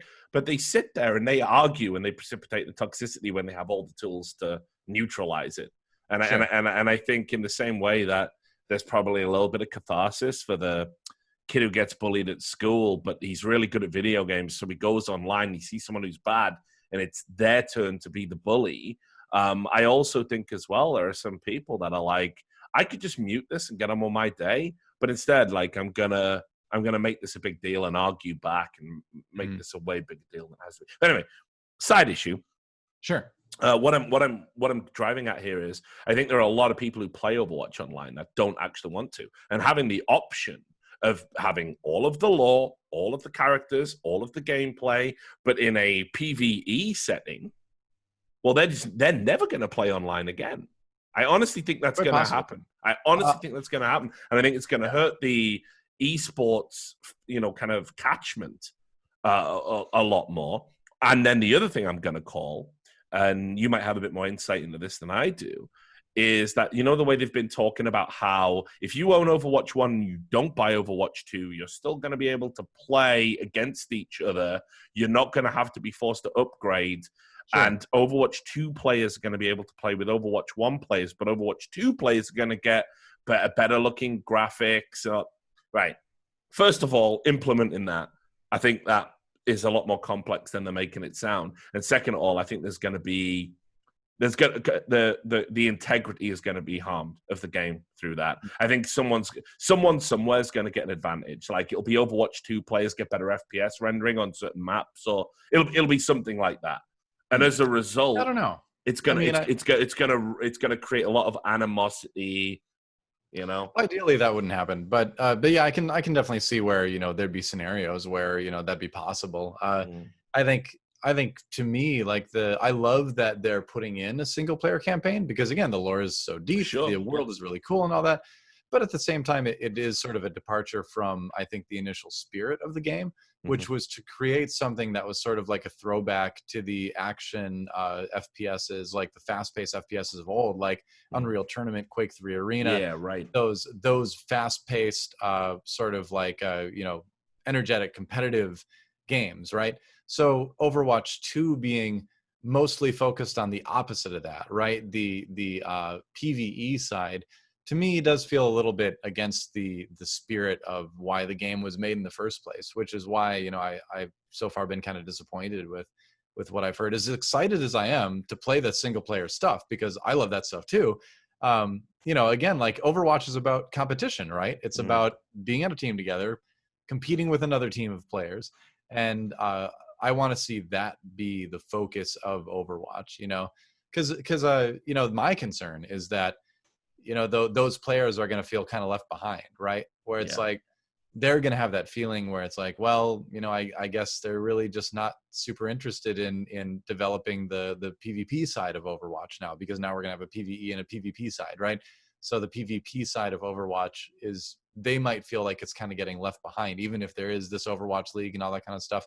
And that's what I'm concerned about, is that they feel under supported and look to other games, because there's a lot of other really tempting games out there. It's tough to be an FPS in the gaming sphere right now, because there's so much competition. What was that game that just came out?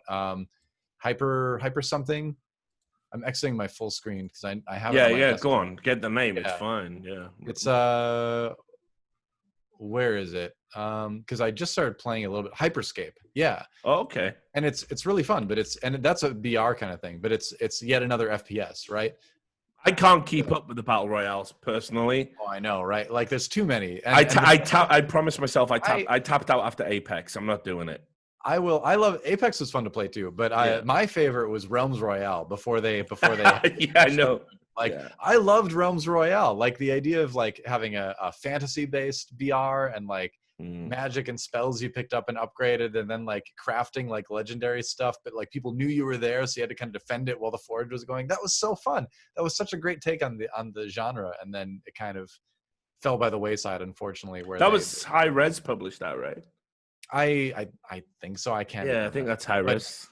there was a patch that kind of took away all the fun stuff, and then the game seems like it kind of went off the rails there. I haven't gone back to it since then, but that was good. But there are too many BRs. Hyperscape was pretty cool though.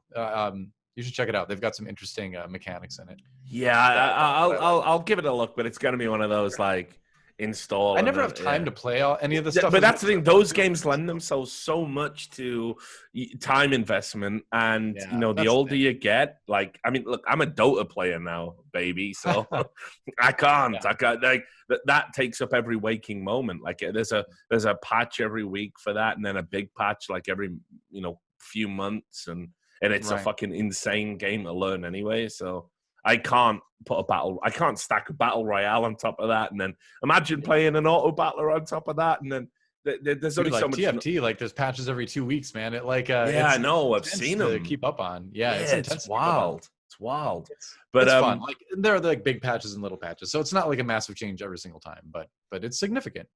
See, I know you like FPS games like a lot. Oh, I love it. Yeah, and I think there's probably I grew up playing pretty much only FPS. Well, that's where you get the name from, right? Yeah, well, DoA is from Halo. Like that's I mean, I the first game I was really addicted to as a kid was Wolfenstein 3D on the I remember that, shareware version on the 3. We're similar ages, so all the boomer shit you throw at me is like I'm just gonna smile because it's like it's my childhood too, Like 3.5 hard disks or whatever. We got like a shareware version at some software shop, and I played that, and then it was into Doom, and then it was into Quake, and I was a big Nine Inch Nails fan, so I was like, oh, Quake is cool, and it's Trent Reznor doing the music, this is amazing. And then like Quake 3 Arena was just like, I still think my favorite FPS of all time.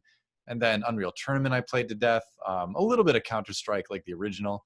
And then Halo is when I swapped. I played a bit of GoldenEye, but then I swapped back to Halo for console FPS with some friends in college. And then my first year of college is the year Halo came out. I'm that old, But I named myself Dead on Arrival because I would spawn to the game and die immediately because like I couldn't use a controller because I was so used to mouse and keyboard. I had to get used to that. So I named myself that as a joke, and then that became DoA, which became DoA with my friends in college. And it annoys me, dude, because like people used to correct me. I'm an FPS guy. People used to correct me all the time. I'd say it's DoA, that is his name. It's DoA. It's DoA. It stands for this. And people would go, no, it's DoA. Stop. Who are you talking about? So in the end, I embraced the lie. But I know you're DoA. I've always been a bit ambiguous about it too. I could have set the story straight more times than I did, but like because it was Dead on Arrival, and then what was it? I think I started playing coincidentally Dead or Alive 3 on Xbox, and I couldn't fit the Dead on Arrival tag into that, so that just became DoA. And then one of my college friends named Nate started calling me DoA, and then that caught on, and all my college friends started calling me DoA. And so that's why it's DoA, but it's also DoA. So it is confusing. I'll give you and the community that I have not been forthright in terms of correcting that. Because I say DoA, but in my heart you're DoA. I'm fine with either one, man. It's basically my real name now, right? But the point is that I was an FPS guy, right? So. I love playing FPS. So that's another reason why I was so into casting Overwatch, right? And doing Overwatch, because I'm like, oh man, I've always done these strategy games and I love those, but getting to do an FPS is so cool. And, at some point in the future, I would imagine I'm going to get a chance to give Valorant a try, and Valorant's a little bit slower pace. Well, that was going to be. I think that'll be a bit better, for me as far as that goes. And I am playing a bit, and it's fun because I used to play a lot of Counter-Strike. So Well, that was gonna be the question. I was gonna say, like, you're a big FPS guy. Monty finally jumped across to Counter-Strike, the greatest esport of all time. Great game. It's I consider that objective fact. It probably isn't, but whatever. I mean, Starcraft, but it's agree to disagree. Greatest team esport of all time. Okay, I can maybe give you that. Yeah, I love League of Legends because I've got a soft spot for Starcraft, even though I can never play the fucking thing. I think it's important to maybe swap across genres, but whatever. It's anyway, it's a great game. Counter-Strike is a great game. But Monty jumped across and has been doing stuff for Flashpoint, obviously heavily involved in there. Well, he'd watched a lot of that for years. Yeah, so he used to talk about it with Duncan all the time, and about me used to bring it up with me when we used to see each other. And it was like, yeah, obviously the guy does watch it in his spare time. I think a lot of people in esports do. So why have we not seen DoA try and get involved? Serious question. With Counter-Strike specifically, maybe. I mean, just, you can throw the Valorant stuff in there as well, because you said you might be getting involved in Valorant. So with I'll talk about both. With Counter-Strike, the reason why I never tried to get involved in Counter-Strike is because I felt like it was too much for me to catch up on. Like the history was too deep, the talent was too entrenched already, that like I don't think I could ever do a better job than the people that are already in it. And I watched it from time to time casually, but I never got into the scene to be knowledgeable enough to, do it justice, I think. And obviously if someone was like, we need you to come and do Counter-Strike, like I would put in the work to do the best I could, right? But I still think there are people that are better qualified out there to do that. And I don't want to even try to step into that arena right now, so that's why I never really tried. As far as Valorant goes, that's a new game. So, I don't have that same feeling about Valorant. Initially, a lot of tournaments were coming out at around the time where I was putting a lot of time into TFT. And so I suppose I had the opportunity to try to get more involved in that scene. But honestly, the real reason is at the time I was having so much fun being back in the strategy game side of things that even though Valorant was obviously like a bigger release, I've always picked before anything else the thing that I was enjoying, So I stuck with TFT, and that's not saying I'm ruling out Valorant at all. Like I said, I think it's inevitable that I'll get involved at some point, because it is a fun game and it makes sense for me to cast it after all my years at Overwatch, and it's more my pace, it is a little bit more slower paced. So yeah, so I'm sure it'll happen at some point, but at the time, yeah, I've just been focusing on TFT so much this year and enjoying that I've played Valorant, but I've watched some of the tournaments, but I haven't really, tried. I haven't really made an effort to like get into the scene, Well, I mean, look, I'm gonna also, kind of make an assumption here. The fact that it seems you've managed to maintain good relationships with Riot, that you do in TFT. Like we all know eventually, right? Like we all know what Riot's gonna do. Same thing they always do. They did this with League. So here's what's going to happen. They brought in all of the people that can run leagues and tournaments. They brought in all the big influencers, all of the big commentators. They've gone, hey, everyone, even me. They even give me a beta key and put me on a fucking Discord and said, give us your feedback. And talk to me and said, look, listen, clean slate, Rich. And you know what? Like, so I'll go along with it because I just want to be able to report on the game and make the public know what I think they need to know about. But the bottom line is, when it comes down to it, they're gonna make a league. It's gonna be a fucking franchise league, most likely, like a buy-in thing. For TFT or for Valorant? Yeah, for Valorant. For Valorant, okay. Yeah, that's what I'm talking about. So because you've been the guy that's been doing TFT and clearly in their good graces, they'll probably come to you and go, hey, do you want to commentate on this? The funny thing is, like, at this point, I don't even know if I'd want to do that. Because like really? And not because of the game and not because of Riot, but just because I'm not sure if my place going forward is to be part of a big league anymore. I can understand my OWL would have turned you off. And the thing is a lot of us inside esports on the talent side of things have been seeing everything that's been going in the management side of things and saying to each other, a lot of this stuff is just going to simply keep happening until those of us who are casting now transition into those jobs later. And I think, and as resistant as I have been towards that idea, because my dream was always to make commentating purely a profession, and it is my profession. It is only my profession. I am a commentator. As much as I would like that to be the reality, I think the reality is that esports is still too immature to support that truly. And obviously, I'm making a living right now being just a commentator. I know that. I know there's other people that are just commentators for League and stuff like that. But in terms of doing it as a profession only for 30 years, 40 years, we're not there yet, right? I don't know if the industry can support that. Not financially. I'm saying they can't support it because they just don't quite understand what that means, you know, and they aren't ready to support the development of people like that, you know. So the more I think about it, and Monty's already gone this direction, is the more I think people like me, like Monty, you know, like a lot of the other commentators that are big right now are going to start needing to be more involved in the management of these leagues, to make sure things start going right, you know. And it's kind of like to a certain extent, it's kind of like Frodo taking the ring to Mordor, you know, and saving the Shire, even though he knows he's not going to reap the benefits of that saved Shire, right? He's going to go on to the you know, Grey Havens or whatever, right? Well, if he was lucky, I mean, obviously the other alternative is he just dies, right? Which is also what's possible. But you know, but the point is that, you know, and this is something I've always said too, where esports is still a very much a developing industry, and as part of a new industry that's being developed, you really have to accept, if you're going to do a good job building it, you really have to accept that you aren't going to be the beneficiary of what you accomplish, you know. Is that you're really doing it for the next generation or two, you know, which is really what I see as what I'm doing, you know. So I'm starting to this year especially, I'm starting to come around to, you know, doing more of that, right? Like, what can I do rather than just trying to scramble to find commentator gigs, you know, where I'm working with like suits up at the top that don't understand esports. They don't really know they don't want to do what I want to do.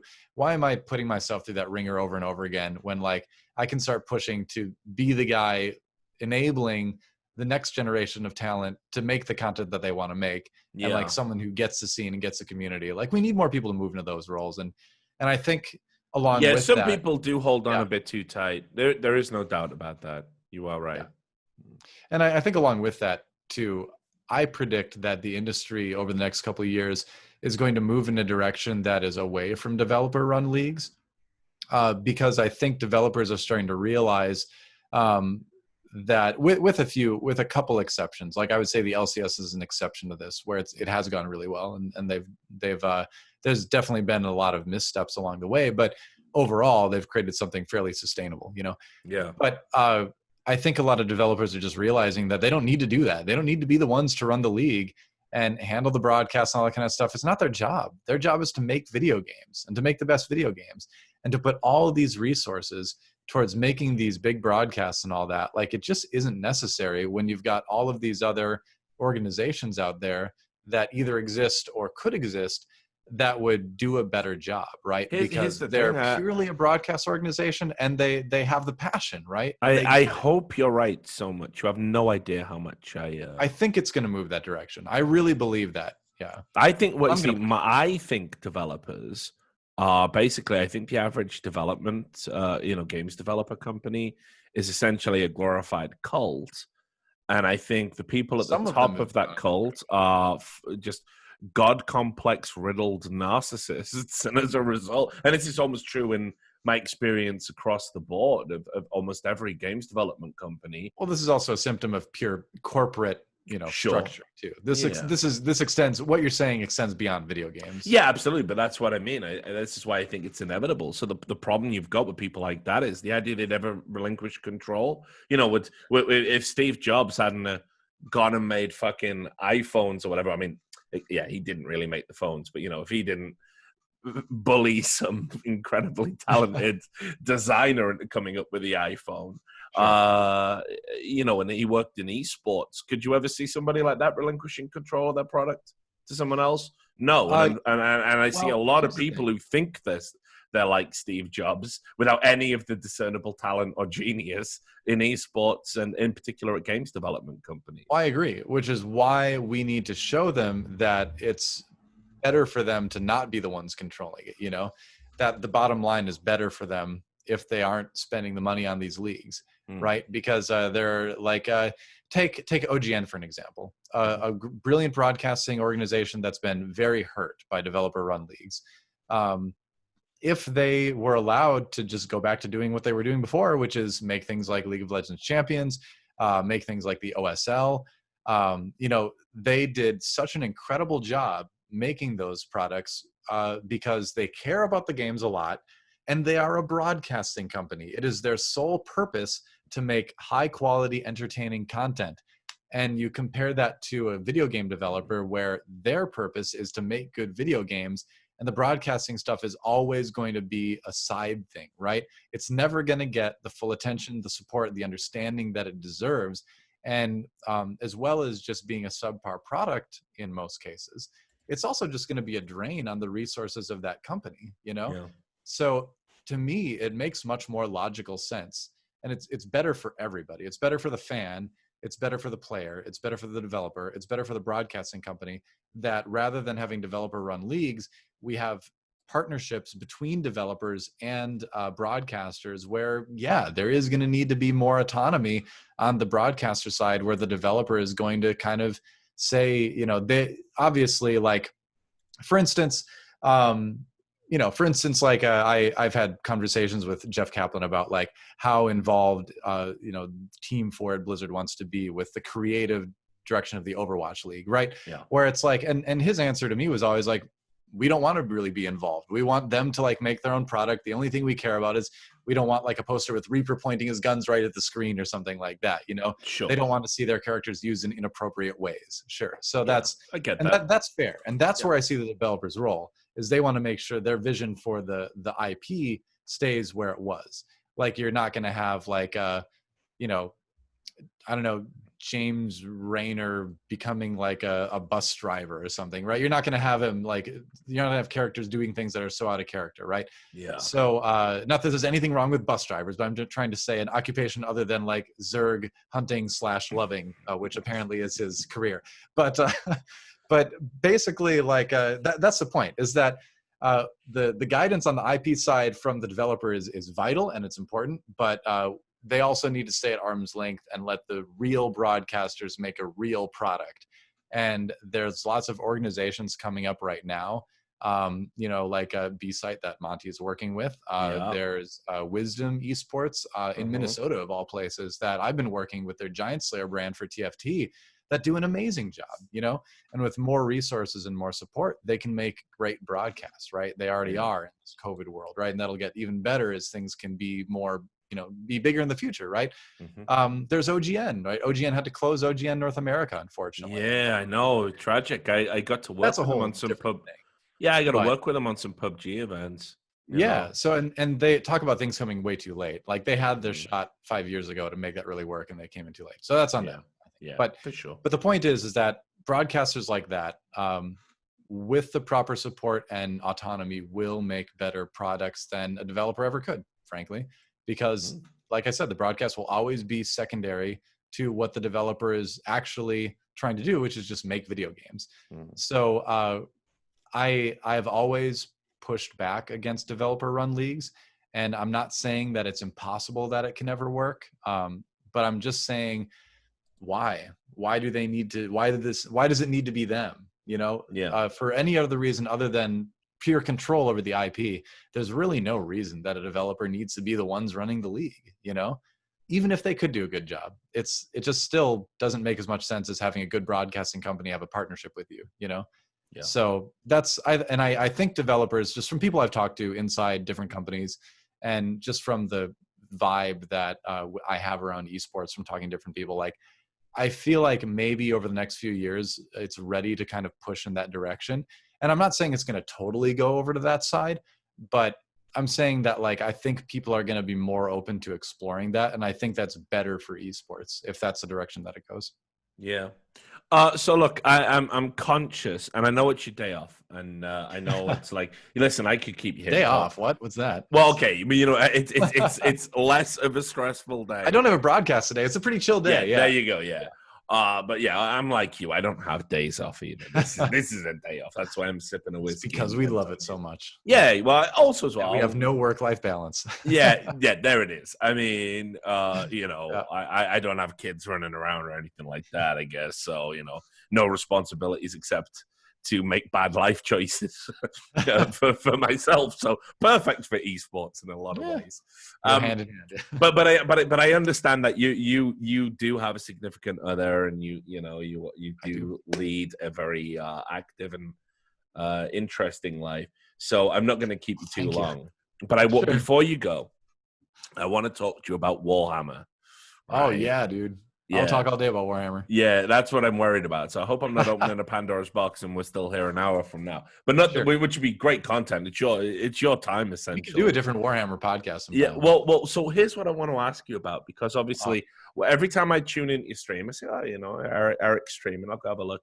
You're often painting Warhammer models, or whatever.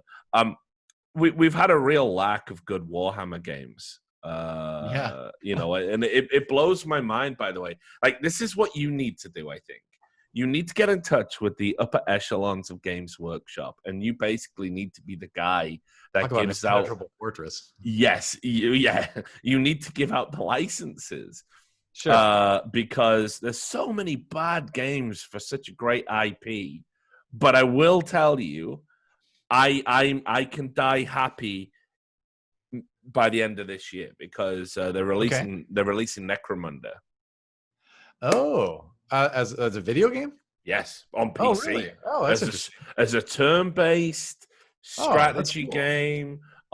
It's based on the second wave of Necromunda. It's already pre-purchasable on Steam.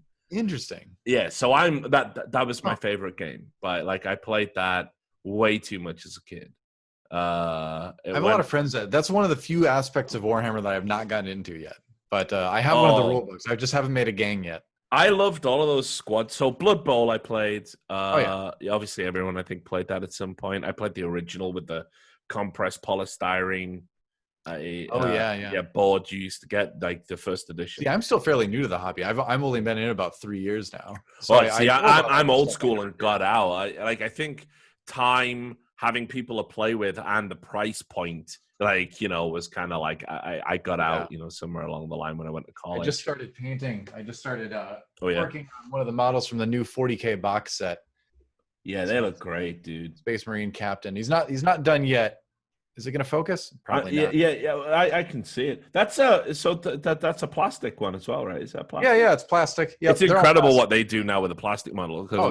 My generation was plastic models are ass. You just never I've use got some of the old, I haven't painted them yet, but I've got some of the old metal models. Oh yeah, I see them. It's dusty because it's been on my shelf for so long. But I picked it up at a shop that just had these old Warhammer boxes. I'm like, that'd be fun to go paint it. I always scan eBay to see some of the really old Citadel miniatures and stuff like that, But anyway, so the question is this: what is the best Warhammer video game for you? The best easy answer. The best Warhammer video game ever, in my opinion, was Warhammer Age of Reckoning, the MMO. That was out in the mid 2000s and set in the old world of the universe. That was the one after the text-based one they did, right?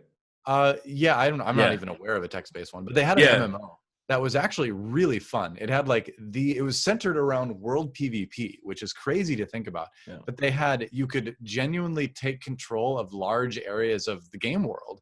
And to get them back, the other side would have to organize this big siege essentially. So you'd have these big player versus player sieges where you're assaulting the walls and you have to break through the door while the players on top are casting spells down at the people below and stuff like that. And you had to go in and kill the boss while fighting the other players. And it was really, really fun. They did a fantastic job with the PvP in that game. Still the best PvP in any MMO I've ever played, I think by a large stretch. And so I wasn't into the Warhammer tabletop game at all at that point. I knew of it, but it was just too expensive for me to get into at that point in my life. But I played that MMO to death. I was so sad when they shut down the servers.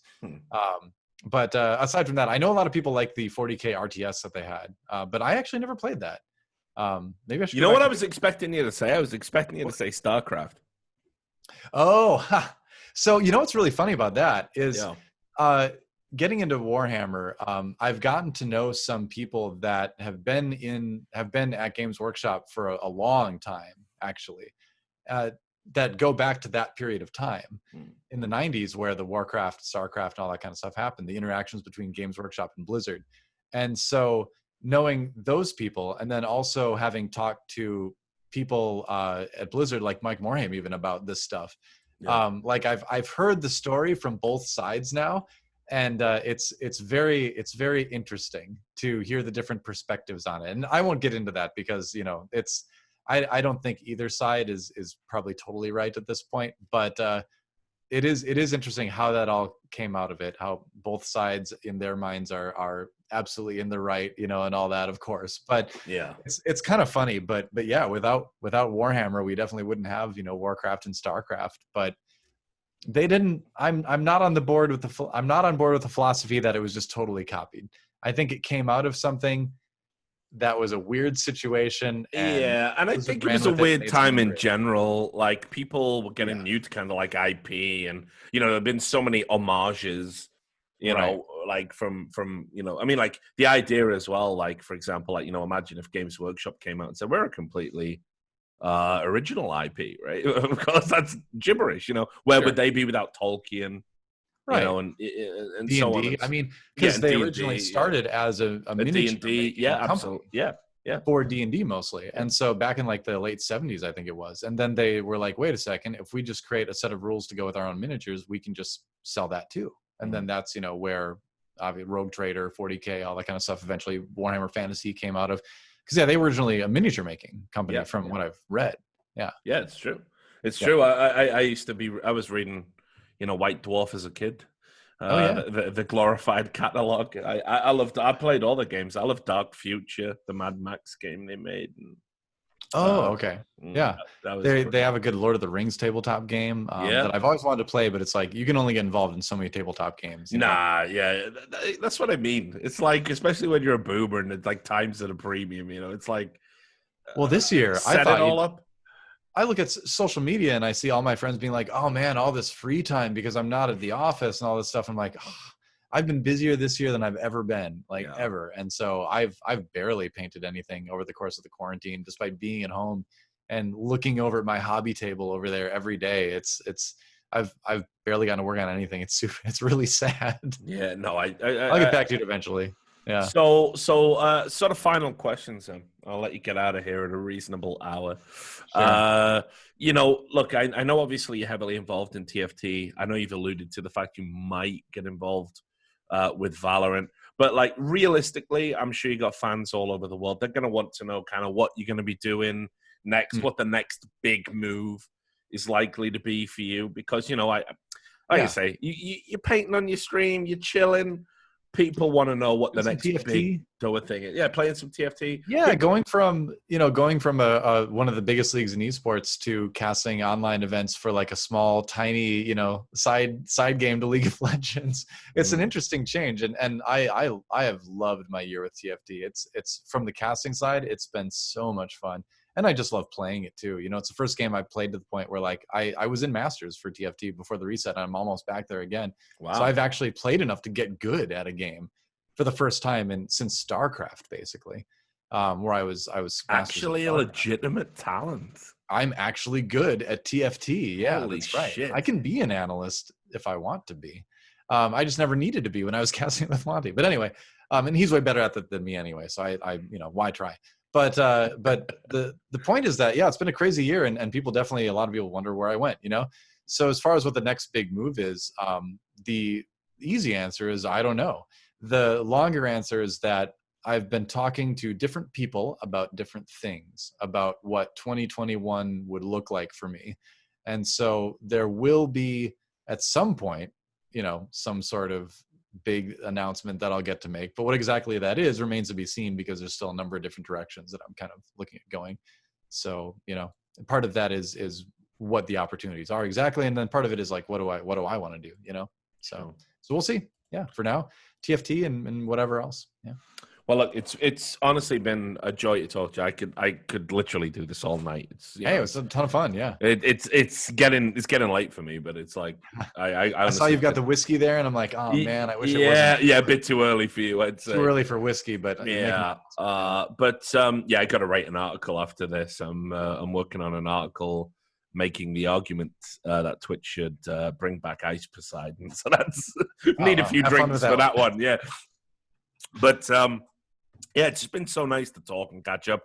You know, my take on this is that I think you're a guy that actually is probably a bit too diplomatic and a bit too nice. I'm waiting for the veneer. Oh yeah, For sure. I'm waiting for the veneer to drop and you to go absolutely crazy. Because I think ultimately, a few people have maybe not given you the appreciation you deserve for the work you do in esports, and that's always been my opinion. I think that's nice to hear. I think you're very good at what you do, and I think your pragmatism and understanding for the needs for diplomacy is probably something that makes people go, yeah, he's all right, but he's also okay to kind of insult if we want to, because we know he won't clap back. They always underestimate the nice guy, but at the end of the day, I believe that's the best way to get things accomplished.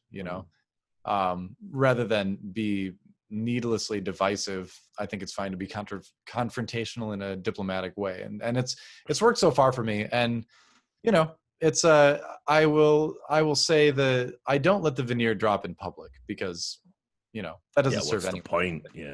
But behind the scenes, I can be a little bit more firm with what I'd like to have happen sometimes. We'll say that. So if I need it, it's there. Well, it's good to know, because I think you should have a wonderful glittering career, and when it's the boomers that are kind of still doing the broadcast, we're considered the veteran on-air talent. I certainly hope you're among us and still doing your thing. So for sure. Thank you so much for giving up so much of your time. It's been a wonderful 2 hours or whatever it's been.